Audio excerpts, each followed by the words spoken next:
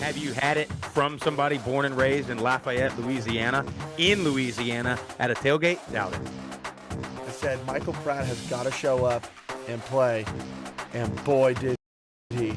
394 yards, 4 touchdowns, 48 rushing yards on the ground, and another touchdown. Projected getting drafted between the first and third round. Like, that's incredible. The wide receivers are absolutely stacked for the group of 5. Yeah, I really appreciate you do for the group of 5 programs, and I think it's great. I think we should get more of this, but you guys are on the forefront of this. And so I'm thankful for this. I'm glad that you're talking about the group of 5 because I think they get overlooked. But it's a ton of fun to watch a guy go to the NFL from a Nevada or a Colorado State or a Middle Tennessee or an App State, and fans follow that kid.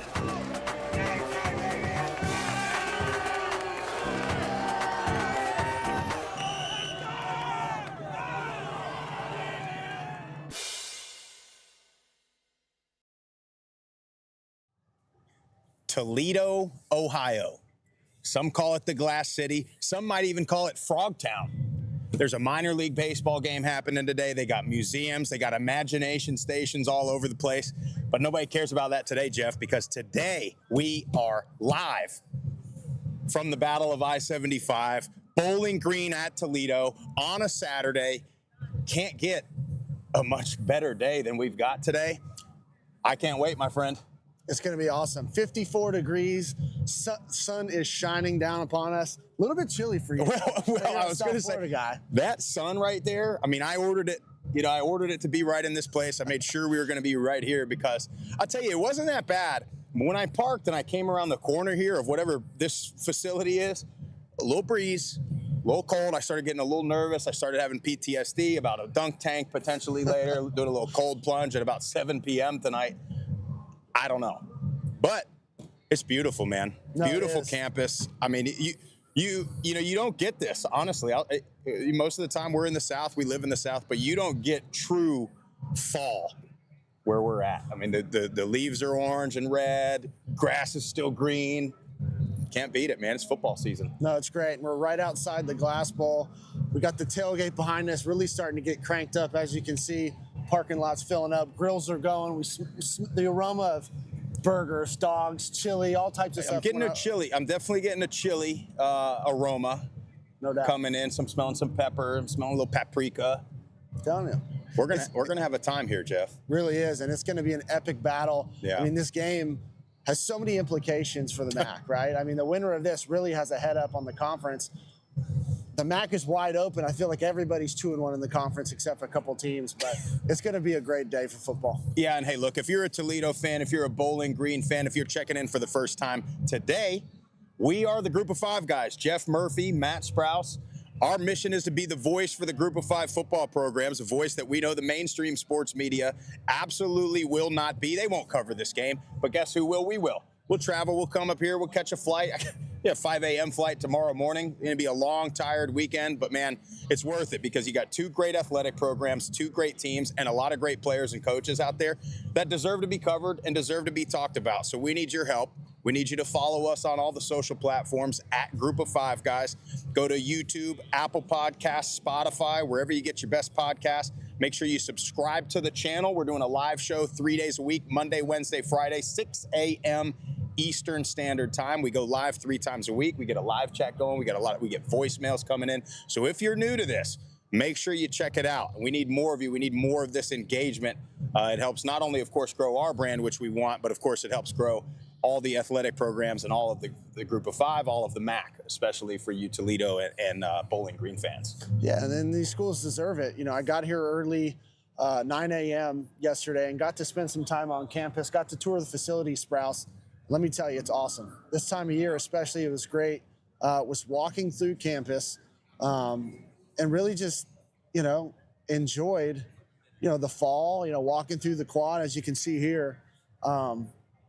People are excited about this game. I talked to a number of people walking through campus, and they couldn't wait to get out here and tailgate this morning. Got to go through the weight room. Phenomenal stuff. It's all top-notch stuff. Got to walk through the coach's office, the team meeting rooms, and our boy Quinyon Mitchell, big big old picture of him up there. There's got to be. In his Eagles uniform. And the field, man, I love this stadium. I mean, it's got such an old school feel to it. I mean, it looks medieval. It really does. Yeah. And the story about it is they built this stadium during the Great Depression.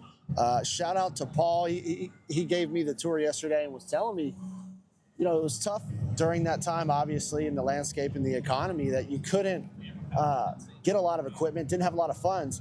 They hand dug with shovels and wheelbarrows this stadium out.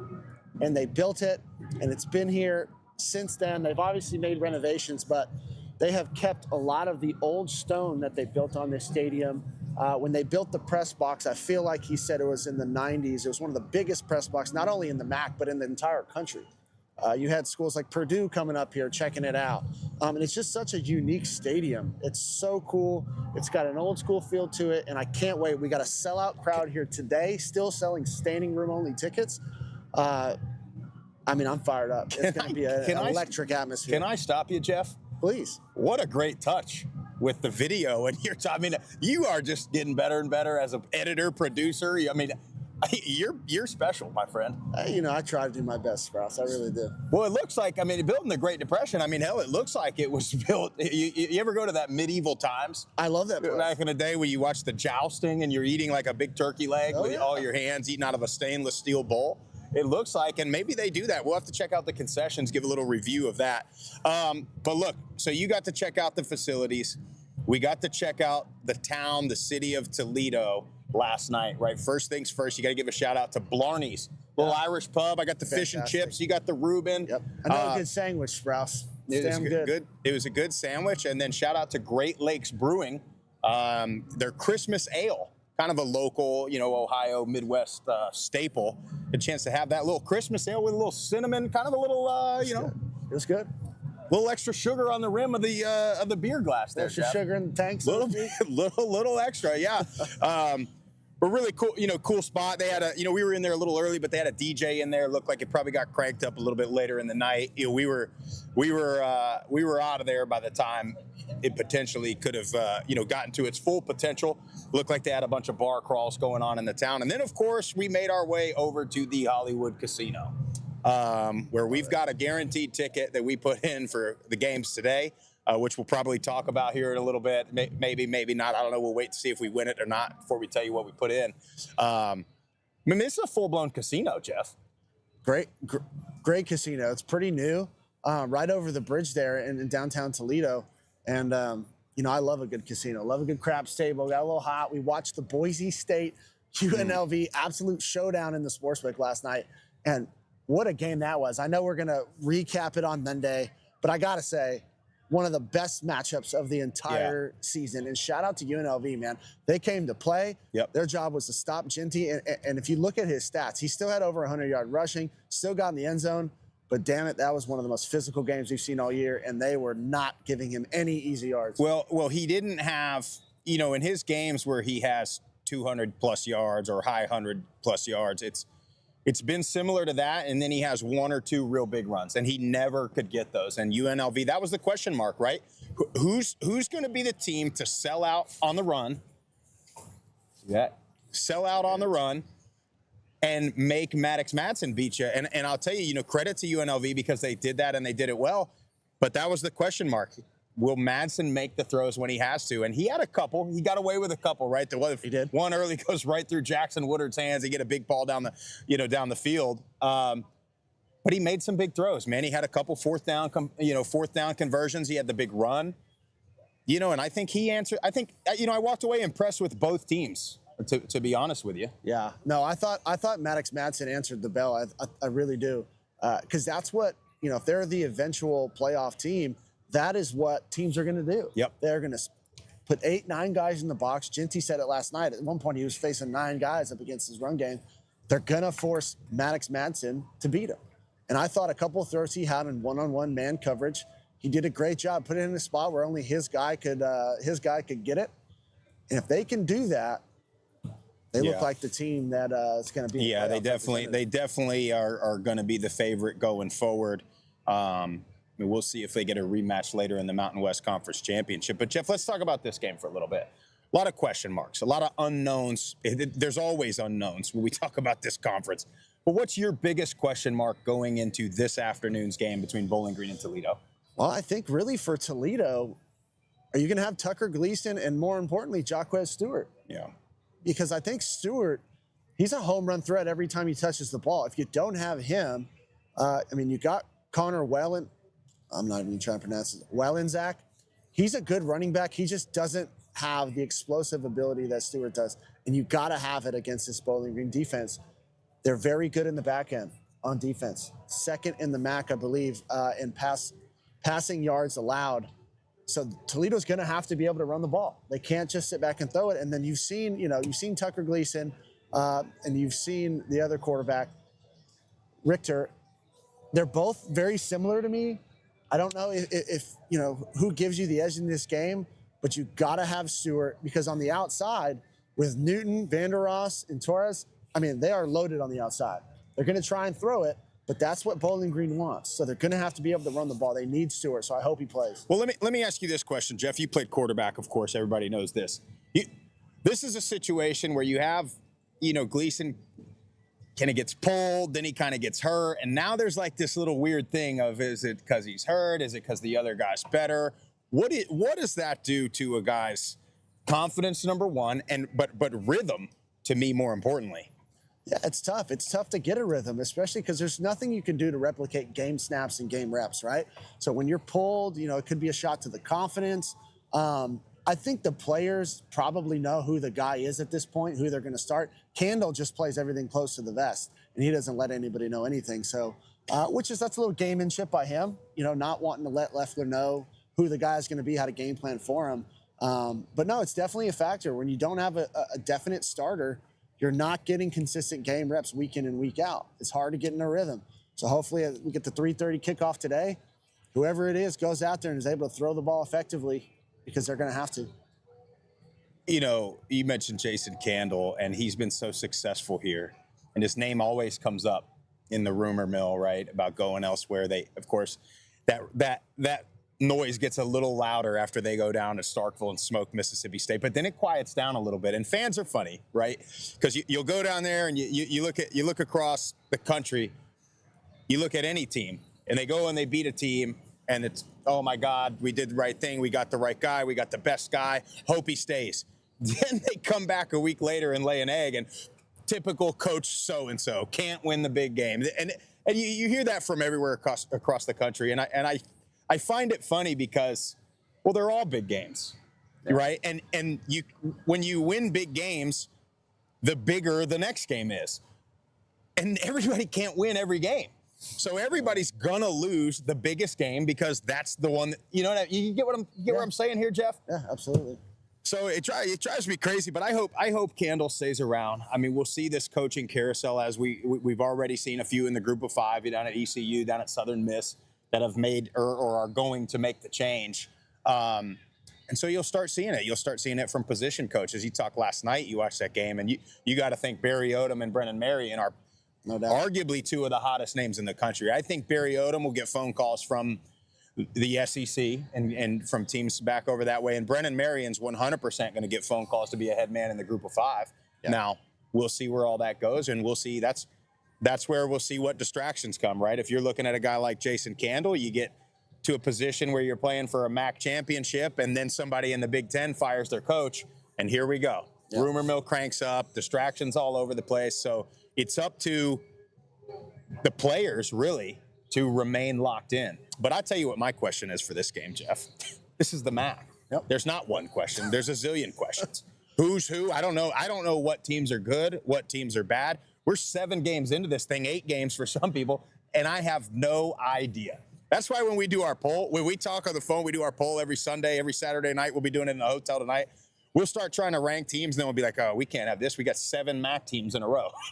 We got the whole MAC at 11 through 17 right here, and I don't know where else to put them because they've all beaten each other. So you'll put somebody ahead of somebody, and then their fan base is going to say, how can you put them ahead of them when they beat them? It's like, well, yeah, because y'all lost to them. And it's pretty funny. But my question for me is more so about Bowling Green today. Who is Bowling Green? right? You watch them week 1 and Basilak freaking dices Penn State. You watch them week 2, they go down to Texas A&M and play wire to wire with Texas A&M. Then you watch them week 3 and they play Old Dominion, who we know following. They play everybody like that. Yep. So very similar teams that whoever they play, it's going to be a close game. And then you lose to NIU by a couple scores. And so it's which Bowling Green team do we have? What are they really? And it's typically you find out when you get into conference play who these teams really are, because the non-conference is so difficult to judge. But for Bowling Green, again, I mean, look, we're over halfway and we still don't have a clue, but they're right in the mix for this thing. So we're going to get some answers right here today in the Glass Bowl, my friend. So I don't know. We'll see. Yeah, Basilak is the key to me. You know, he's been pretty efficient, 70% completion on the year, and he's got tons of weapons around him. Terrian Stewart's a great running back. I think he's going to be the key today. They got to get the ground game going. Harold Fannin Jr. is going to do what he does. He's a mismatch nightmare for defenses. You line him up on a linebacker, he's too fast and too agile. You put a corner on him, he's too big. Look for him down in the red zone. He's almost got 1,000 yards on this season on 60 catches already. 5 times he's been in the end zone. Definitely, I think he's going to be in the end zone again today. But I think Terrian Stewart, can he get that ground game going early? Because if he can, then that's just going to open up everything else on the outside. Darius Alexander, the defensive tackle for Toledo. Jim Nagy's been eyeing this guy for the Senior Bowl. He's got to be a game wrecker for Toledo. He has got to be in the backfield in Basilak's lap the entire game. If he's not, and they can't get pressure on him, it's going to be a long day for the Rockets. Well, we talked preseason. I think you had this point: is Bowling Green's offensive line is big. And the MAC always puts out good linemen. I don't care. The MAC gets so disrespected as like this, and I think it's mainly because of the Tuesday night deal.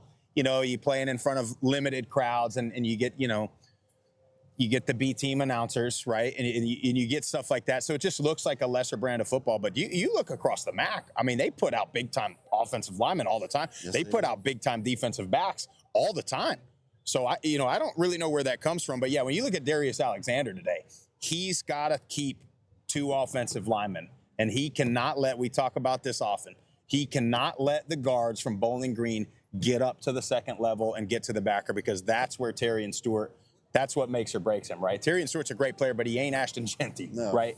So you got to see, he's got to do that. And then in the pass game, like you said, he's got to get that push and then allow these defensive ends to get the sacks and things of that nature. But you took it right out of my mouth. Those are your 2 guys. That's the gluten calf test that we're going to check out here in a couple hours. Who are you going to be looking for? Well, Jeff, I have a couple of rules. Single digit, 300-pound plus, interior defensive lineman, it's always the guy. It always is, because they'll talk about it on the broadcast. There's not a coach, and especially not one of these petty equipment managers that are running around, that's going to allow a bad player to wear a single digit on the defensive line. They won't do it. You remember Troy? You remember T. Roy at middle? I couldn't get gloves in December. I know. I mean, Then our boy Larry Maples took over the show. Larry and Courtney they'd give me the gloves here and there. I mean, God forbid, you got holes in your socks. You can't get socks. It's cold. The turf's frozen. And you got an equipment manager who's like, I'm not going to give you gloves because the star over here needs 3 pair. So, I mean, it's one of those things. So you got him, and then you got Harold Fannin, number 0. Like that. 0 as a tight end. You got Jacquez Stewart, number 0. A lot of interesting numbers. This is like Pee Wee ball. I mean, the best players are wearing a number that does. I wore number 25 and played center when I was 7 years old. The 85-pounders, Northeast Rebels, good ball club. We lost in the Super Bowl to the Washington Park Buccaneers, 6-0. They returned the opening kick. Jeez. Yep, return those. Real barn burner, huh? 7 years old. I'm playing center, and then I snapped in. Here's a fun fact for you, Jeff. I should have played center in my life. I was too short to be a tackle, too small to be a guard. Should have played. I was athletic enough to play center. And in Pee Wee football, we were playing the Pompano Eagles, and I snapped the ball over the quarterback's head on the last play of the game. Now, we're like 9 years old, right? We're about to throw a Hail Mary. Like, we're not getting it. Yeah. You know what I mean? We're not getting it. But I snap it over the quarterback's head, and I've had the yips at center the rest of my entire life. Well, do you know that? It'll affect you. I was wondering, that when you took a couple reps at center at our middle days, you couldn't snap the damn ball. Couldn't. Now it all makes sense. No, I never got the opportunity by the time I got to middle. But let's talk atmosphere today, Jeff. Let's talk this crowd. How will it affect the game? What are we going to see? Tailgate's starting to fill up a little bit behind us. You're expecting standing room only. Yesterday, they had about 300 tickets left for sale. I imagine those are long gone, but they said they were going to keep selling them things. Yeah, no, they are. They said they got plenty of room on the concourse to keep selling standing room only tickets. The thing that I love about this campus, right? Want to say it's the north side of the end zone, but far side from where we're at is their Greek row. It's literally right outside of the gate. And what is that? I mean, that's just the genius of some of these schools that do it right. A Greek life at football games? A Greek What? life. Not only a Greek life, Sprouse, right on the outskirts of the stadium. So they can literally roll out of bed in their jams and Crack walk on open a over, nice crack cold open one a and get cold this one. thing started. So I'm expecting their student section to be cranked up. I mean, it's the Battle of I-75. It's one of the biggest rivalries, not only in the MAC, but the entire country. And they're going to go blow for blow. You know, they got the dunk tank over there today. I'm not sure who all is going to be in there. Rumors are swirling. I've been told each quarter they'll have somebody different. The only time that dunk tank gets triggered is got to be a touchdown. No field goals, no safeties. It's got to be a touchdown. Well, I got to say this, okay, and I don't know if it's me or not, but if I'm getting in that thing, it's going to have to be first quarter, because by the time we get late in this thing, that sun's going to start going down. I'm not going to have time to get my warm blood. I'm like an alligator. You know what I mean? They got to lay in the sun for a little bit, get their blood temperature warmed back up. You damn Florida guy. And if I'm getting in the water like that, pal, I can't do it. But we talked a little bit about, right, when Toledo has the ball, who's going to play quarterback, is a running back available? And the thing that I'm looking about that is Charles Rosser, the defensive end for Bowling Green, has 4.5 sacks. He's tied for fourth. There's like 5 guys that have the same sacks in the MAC leading right now. He's going to be a game changer, I think. I think he's going to get after whoever the quarterback is. And if he can make it uncomfortable, it's going to be a long day again for the Rockets. I don't know. This is going to be a great matchup. And I'm excited to see which keys are going to be the difference in the game. Is it going to be the quarterback for Toledo? Is it going to be Jacquez Stewart if he plays? There's just so many different things. How's it going, man? Partner? You don't work for UT, do you? No, we Nope. do not. Thank you. Yep, not a problem. But yeah, who's going to be the guy that makes the difference in this game? Is it going to be Fannin Jr.? Is it going to be Darius Alexander? It's going to be fun to watch, and we're going to have a field side view of the entire thing. Talk about a distraction, Jeff. I mean, that's what you get. I mean, this is what happens. You're on the road in a hostile environment. You never know what could happen. Your comms go out. You don't know what could happen, and it could happen at any time. Got to adapt and overcome. You gotta be able to do it. It's funny you talk about it's so funny with this MAC, because I go back to our preseason, our MAC preview, right? And we're all saying, oh, Miami, right? They got all the guys coming back. They got the quarterback. They got the defense. They got the non-conference schedule. Well, then they lose to Northwestern, Cincinnati, Notre Dame. And we kind of jump off the bandwagon a little bit, we shouldn't do that, because we know how the non-conference doesn't necessarily matter. Now, of course, we were high on Miami thinking as a potential playoff, challenger. So you got to jump off of them with 3 losses at that point. But now all of a sudden, we're halfway through the season. You get into conference play, and Miami looks to be what we thought they were in July and August. And then Toledo, preseason, we thought, DeQuan Finn's out of here. Quinyon Mitchell's out of here. They're losing some stuff. Penny Boone's out of here. They're just losing too much. They're not going to be the same. Well, then they go and they smoke Mississippi State, and they play some non-conference teams tight. And you're like, Weird maybe game against Western Kentucky. Maybe, yeah. You got the big delay, and you got Western Kentucky's turning out to be a damn good team. Yeah. They're looking like the favorite in Conference USA right now. And then you're thinking they might be the top dog in the MAC. But then a couple weeks go by, a quarterback gets hurt. They have some issues at quarterback. And now you're like, well, maybe we were right about Toledo. Yeah. And so you look at the MAC, literally everybody's 2-1. Western Michigan 3-0 in the conference. Everybody's 2-1. 10 out of 12 teams are still very much alive in this thing. And didn't somebody have Western Michigan as their dark horse for the MAC? Probably Alex, but I don't think there was anybody in this show. Probably the MAC connection had him. Dan the Rocket Man Savage might have had him. might have had Western Michigan. We'll A find lot of out people. what his thoughts are here in a little bit. Excited to have Athletic Director Bryan Blair on here in a few minutes. Yeah. Because I want to pick his brain some more. We had him on a couple months ago just about the culture here, man. How have they been able to build this culture, build on what was set before them? You have Kendall, who's been in here, and you just get one of the best student engagement, fan engagement in the entire MAC. Yeah. We talk about it all the time, how important it is to build this fan base, because they make a difference. Well, you better believe the crowd in that stadium today is gonna cause a false start. Yep. It's gonna cause a communication error. It's huge. And I mean, when you have like our alma mater, when they play in front of 2,000, you just have no home field advantage. Yeah. But in the glass bowl, you're definitely gonna have it today. Yeah. Well, and Toledo's the flag bearer for the MAC, right? I mean, they're the standard. All athletic, as an athletic program, not only football but basketball, and with Bryan Blair and what they do. And you talk about the Greek life, right? You know what I love, and we saw this at Texas State too, right? Is they kind of look like wild animals. They kind of fence them in. It's like it's like the zoo, and they have the elephants and the giraffes kind of out in their own little deal. You cage them in there. You know some things are going to go down that probably some people might not want to see, might be illegal. I don't know, but you fence them in there, you let them do what college kids are going to do, and then you let them walk across the street and go home after the game. Much safer environment for everybody, and nobody's getting in trouble for doing what everybody does. Well, it's just so important. You have to have student engagement. They're the ones that are going to drive the game atmosphere, and they're going to get more students to come, even if they're not part of the Greek life. Yep. And you just see it time and time again at schools that we go to. We travel across the country. The ones that have a great Greek life, that are involved, and their athletic director gets it, the coach gets it, the president gets it, the students show up. And it's a rowdy environment, and it affects the game on the field, and it makes everybody want to go to the game. I'm telling you, our alma mater, it is rough to go to a home game. Tough. And I'm not bashing our school. I love our school. I'm involved in every facet that I can. Yeah. I want to build it. That's part of the reason why we started this thing, was to go around and see what these schools are doing that's effective to bring it back to middle. And when you go to a game and there's 2,000 people there, like, you can just see.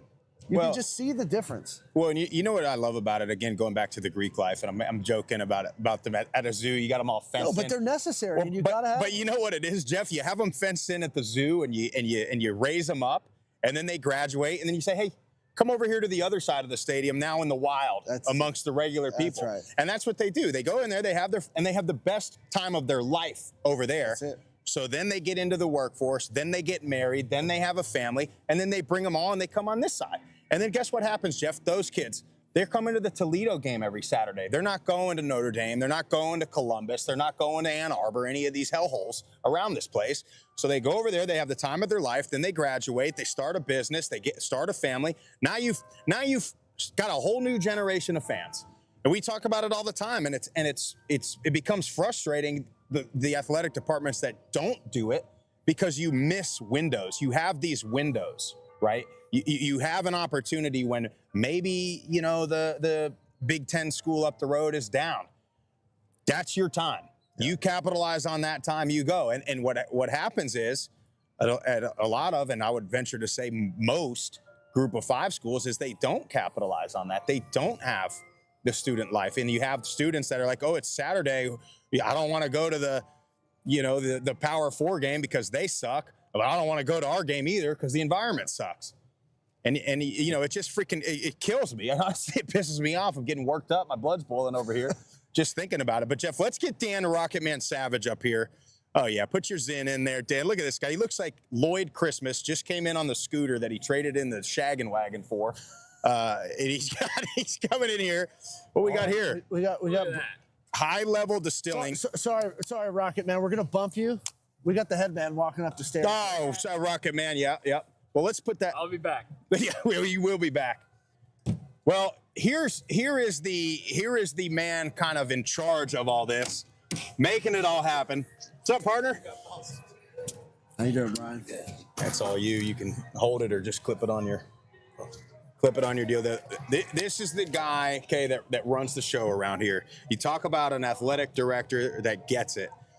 Bryan Blair, Toledo athletic director. Biggest game here in a long time. It What is. do you think? It is. I think we're in for an exciting day. I anticipate standing room only, lots of fireworks, and big rocket victory. So if we can get all three of those things, it'll be a good day tonight. Love it. Well, we were talking just a minute ago about how, you got your students kind of caged in over there, and then they graduate and you let them into the wild.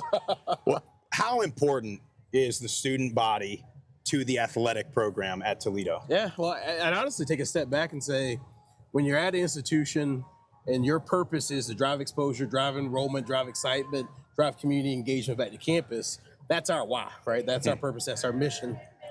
So to take that a step further, that's got to be the most important thing we do. So to try to give those students a prime time experience where they feel like for 4 hours, they can kind of go outside their body, lose their mind for a little bit, and hopefully they meet their future wife, future husband, spouse, bridesmaid, whatever it may be out there. They make memories for a lifetime. That 10, 20 years from now, they come back and say, I love Toledo because. You talk about a guy that gets it. He didn't hear what we just said. We just said exactly that. It's unbelievable, Jeff. Yeah, and it's just awesome to see when we get to go to places like this. And, it's a long-term play that a lot of, unfortunately, other schools, they don't have that mindset. But is that something that you learned from somewhere else that you brought here, or where did you kind of get that philosophy from? Yeah, I don't know. It's probably developed over time. I've worked at land grants, private research, state institutions and I've kind of seen how an athletic department fits on a campus at different places for different ways, right? I went to a private liberal arts school of 1,800 kids. Our purpose at Wofford was very different than our purpose at South Carolina. It's very different than our purpose at Washington State versus here. But you try to figure out, okay, if I'm here to serve the university and the community are going to support me when I support what they're trying to do, right? And so if you get that big picture, then you're not walking around with a handout. You're saying, I'm helping you, you help me, and in turn, we work together as a team. And everything we've talked about is this concept of Team Toledo, everybody working together, pulling in the same direction, because this place has got way more potential than I even knew when I first got here. And I had no idea what it can turn into, and I still don't think we truly know what our heights are. We're just getting started right now. How do you keep your athletes and your coaches out of the casino?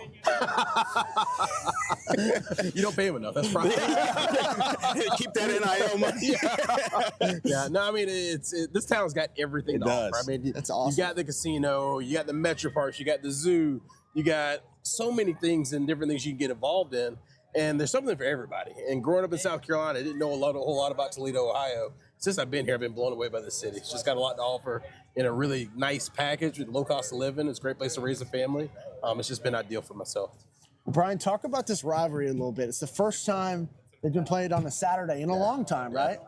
Yeah, I mean that's a sore subject sometimes because we've always played on a Tuesday, Wednesday, right? And we love Maction because of the national visibility, right? People see the Rocket logo, they see our stadium, they learn about our city on national TV. 72 million households, you can't disregard that.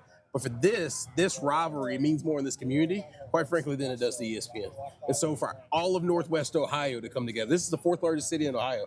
People don't realize how populous Ohio is. This is the fourth largest city in Ohio. For this community to come together, separated by 15 minutes on a Saturday with great weather and sunshine just like this, I think we're in for an epic town.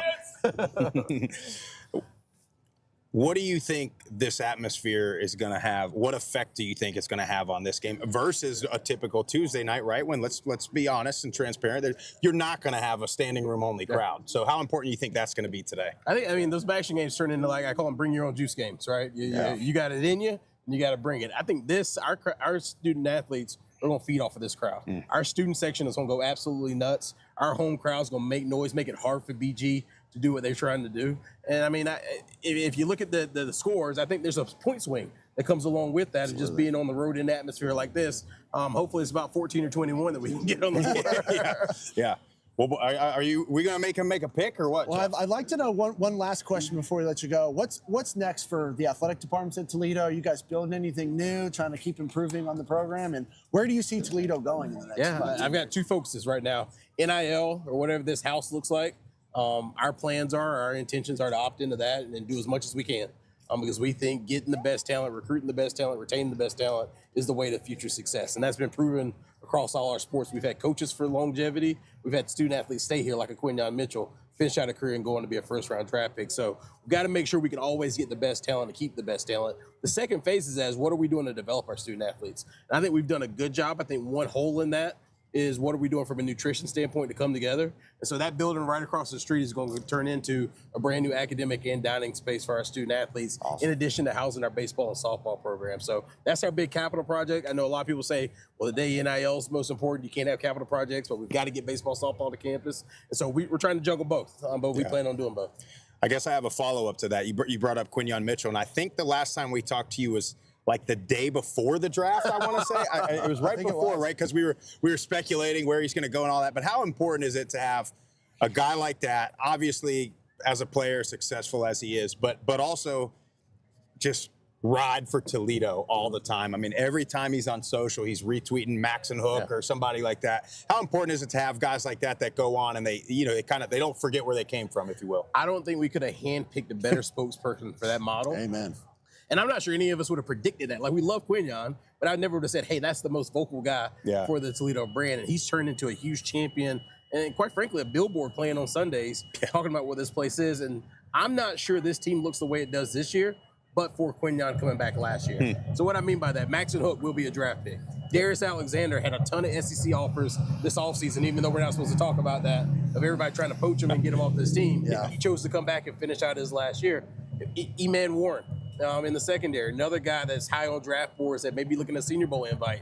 People are talking about him. I'm not sure all those guys come back without the example that Quinyon is. So in so many ways, he's a trailblazer, not only for Toledo Athletics, but all of G5. Yeah, honestly. Absolutely. He set the model of you don't have to go to X, Y, and Z brand to be a high draft pick. Go with who loved you from the start. Stay with who loved you from the start. Get developed there. Shine on Sundays. And I think, we are seeing that because you have him last year.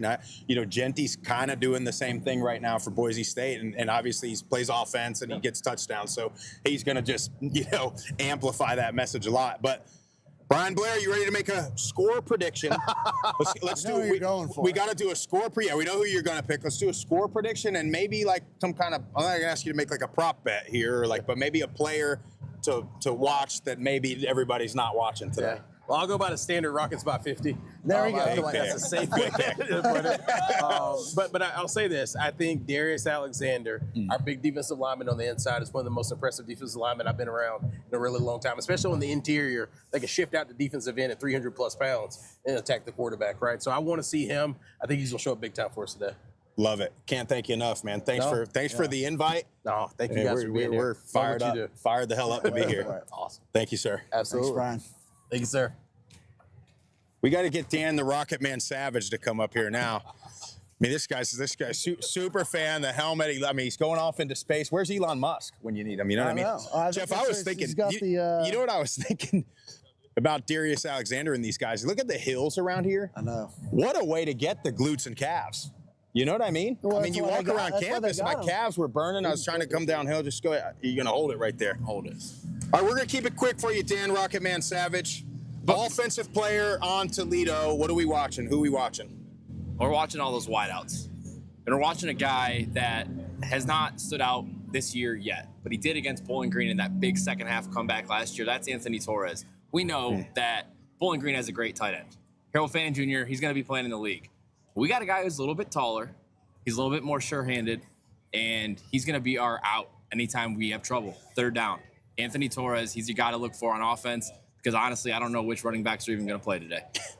And then what about on the other? What about on the other side of the ball? Right? How are you going to hold Harold Fannin from having a field day today? Well, what does Harold Fannin do? He catches and makes plays after the catch. We have the two best safeties in the league. Well, two of the best safeties in the league. We got Max and Hook and Emmanuel McNeil-Warren. I think regardless, he's not going to get that huge run. He's not going to get that 35-yarder today. He gets 11-yard run over the middle.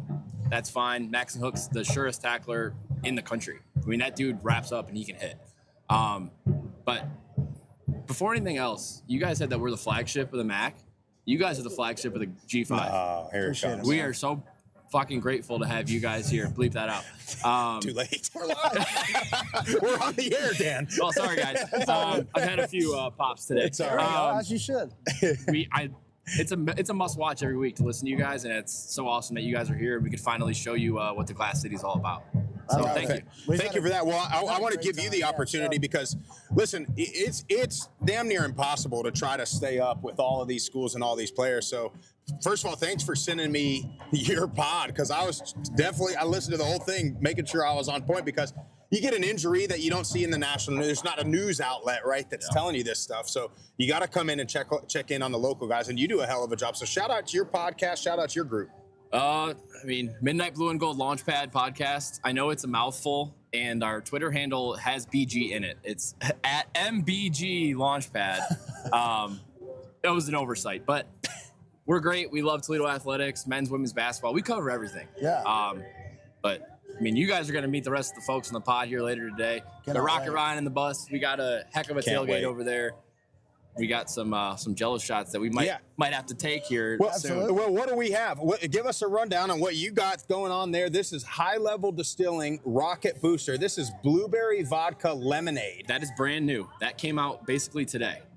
And that is a local thing. We've always wanted our own beer here. I mean, is this? Yeah, go for it. I haven't even tried it yet. So you haven't even tried it yet? No. It's 6.5%, so you might want to slow your roll after a few. Anyway, I tell you, it's a vodka blueberry lemonade. All it tastes like to me is blueberry lemonade. Might be dangerous. These are the kind of things. These are the kind of things you put over there in the student section, and those kids don't know. That's it. Because see, I know. You know what I mean? I've been doing this a long time, Jeff. So You know. I have a few of them, and I'm like, I feel great. Now's the time. Not for the faint of heart at Liberty, I don't think. But jeez, be careful. And then what do you got over here? I just got a bush latte with my koozie on, and then I got my Pick'em Jello. And then what's in the crock pot over at the tailgate We today? got our Ohio Chicken Sammys. It's something that you got to have when you're here. We only do it for one game a year. It's usually BG, depending on where it's scheduled, like it falls in the schedule, but they're elite. We got some spinach artichoke dip. We got just the standard go-tos here in Toledo, Ohio. Can't wait.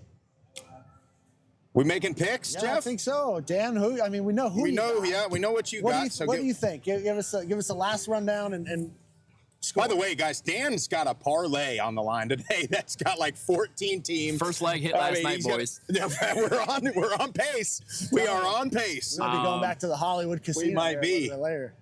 Oh boy, it's gonna be a long night. We got the Rockets, obviously. I got us 24-16. I think the defenses are going to be good. It's going to be nip and tuck. I even called it on our podcast. I think Bowling Green might have the lead late. 2 touchdowns in the fourth quarter for the Rockets. 24-16. I expect way more trick plays and befuddlery out of the Falcons. They have a drill called the Toledo drill. Our coach, we do one game at a time. And it's obviously a huge rivalry. It's just to go 2-0 in the new pod system in the MAC. It's a big game. But they always have a little bit of something extra for us. But what's the line? 2.5? We're going to cover. 24-16 Rockets. There you go. 24-16 Rockets. So now you got to go blue. And then we'll just do the orange one off air because you're not going to waste it. You know what I mean? I might smash it. Sprouse, which direction are you going here? I'll be honest with you, Jeff. I'm a momentum guy. And I'm concerned with the Toledo I'm just not sure. I'm not sure about either one. Okay. And I think that if this was a Tuesday night, I would be on Bowling Green tonight. I really do. But talking to Bryan, Blair, and just, you feel it, don't you? You do. You feel it, and then you're over here talking about false starts and delay of games and comms going out and all this stuff that might happen. And I'm thinking, what did we talk about, right? We talked about Darius Alexander, the defensive line of Toledo. We talked about the offensive line, the running game of Bowling Green. Well, 1st and 15, 2nd and 15, that's out, right? So now it's in the hands of Bazelak, who's played pretty good this season. But I just think this crowd's going to have too much of an effect on the game. I just do, and I think, we'll get into it. We're on the field trying to remain neutral, but home crowd starts going. I'll probably start, slapping something on a big third down. I'm going Toledo. I think too many guys on defense. Jim Nagy's been tweeting about Max and Hook and Darius Alexander. So I'm going with the home team, my friend. Going blue, huh? Yeah, going blue. All right. Injuries at the quarterback position worry me for Toledo. Don't know what you're going to get. They got to have Stewart in this game to have a chance. Even if they have him, is he going to be 100%? I don't know. But I do think the home crowd's going to play a huge factor. But. Oh, wow. I'm going to have to go with the Falcons on this one. Really? I think Terrion Stewart has a huge day. I think Fannin gets a shot in the red zone late. I'm going to go 24-20. Bowling Green. Going on?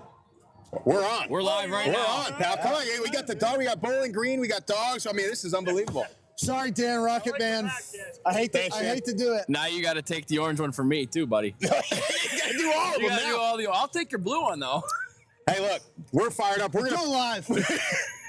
We're going to pack up our stuff. We're going to go check out this tailgate. We're going to get on the field. We're going to take the notepad out. We're going to check off the glutes. We're going to check off the calves. We're going to check off the swag. This is going to be a big-time day. Cannot thank Dan. Thank you so much for showing us around yesterday. Bryan, Blair, I mean, he gave us the invite in like July. We asked him, we said, hey, what game? And he said, that Saturday in October, this is it. Battle of I-75 is the game to come to. So we had to do it. Glad both teams pulled out the dub last week. So we got a little bit of, we get a little more amp to it. Going to be an awesome environment. Bowling Green, Toledo. We're fired up to be here. You guys to help us out because we're trying to help you all out. Make sure you hit the follow button on all the socials at Group of Five Guys. Go to YouTube, Apple Podcasts, Spotify, the Varsity app. Subscribe to the channel. Leave a comment, leave a review. Tell your family and friends all about us. Check out the Midnight Blue and Gold Launchpad podcast with Dan the Rocket Man. Going to be a hell of a Saturday. Going to be a hell of a weekend. Hope everybody enjoys it. Group of Five Guys live from Toledo. We're out of here.